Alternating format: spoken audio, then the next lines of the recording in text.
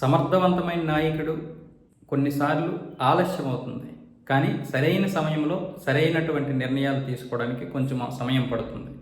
ఈరోజు దేశంలో చొరబడినటువంటి అక్రమ వలసదారులు ఎవరైతే ఉన్నారో బంగ్లాదేశ్, పాకిస్తాన్ నుండి వాళ్ళందరినీ కూడా తరలించడానికి ఇది సరైన సమయం.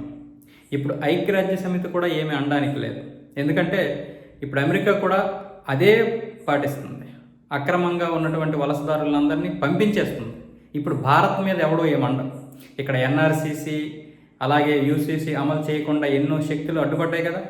ఈరోజు అడ్డుపడడానికి లేదు. ఈరోజు సుప్రీంకోర్టు అస్సాంనే ప్రశ్నించింది, అక్రమంగా వస్తున్నటువంటి వలసదారులు ఎందుకు మీరు ఇంకా అక్కడ ఉంచారు, నిర్బంధ గృహాల్లో ఉంచారు ఎందుకు, మనం పెంచి పోషించాలా? ఎన్ని రోజులు పెంచి పోషిస్తారు? జీవితాంతం పెంచి పోషిస్తారా?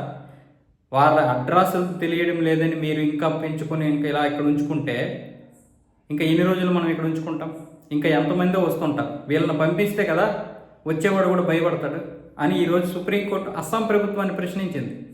వెంటనే వారిని పంపించేయండి, తక్షణంగా 63 మందిని అయితే పంపించండి. మిగతా ఎంతమంది వచ్చారో కనుక్కోండి, అందరినీ కూడా పంపించేయండి.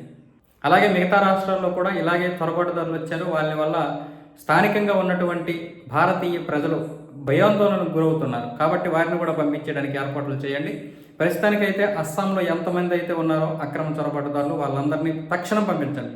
చిరునామా దొరకకపోతే మనకు సంబంధం లేదు.